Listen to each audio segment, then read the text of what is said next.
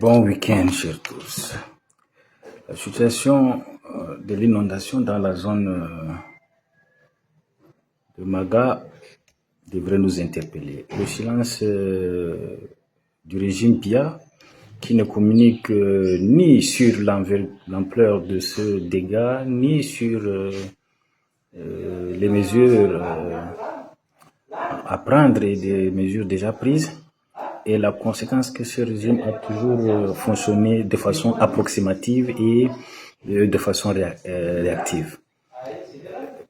La zone du Logone a toujours été une zone inondée et d'année en année, ces inondations ont été répétitives.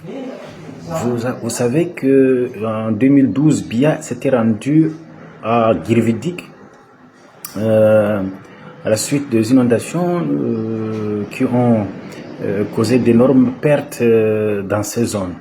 Mais près de 20 ans après, je vous assure, à Girvidik, il n'y a que 2 latrines qui ont été construites. Aucune mesure n'a été appliquée par le régime Biya.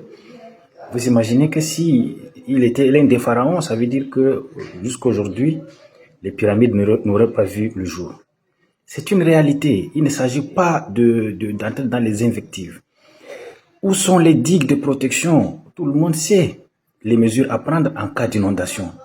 C'est de faire une cartographie des zones de vulnérabilité et de savoir les raisons de ces inondations aussi.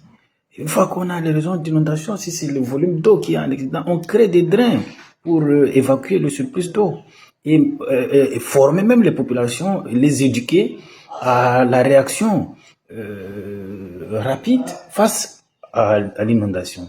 Et c'est d'éduquer aussi les enfants dès l'école primaire à prendre toutes les dispositions, et l'État devra mettre aussi sur pied un système d'alerte précoce. Mais ce n'est pas le cas. Ils ont choisi toujours de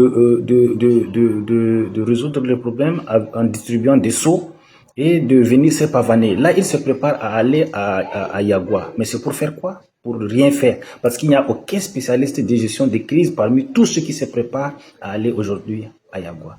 Cela montre la décrépitude de notre État et le pilotage automatique. Personne n'a la décision, personne n'a la mesure à prendre.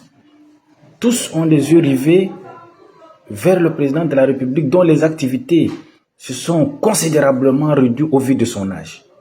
Personne ne peut être à cet âge-là et se réveiller à 8 heures, aller au bureau et travailler jusqu'à 23 heures. C'est inadmissible.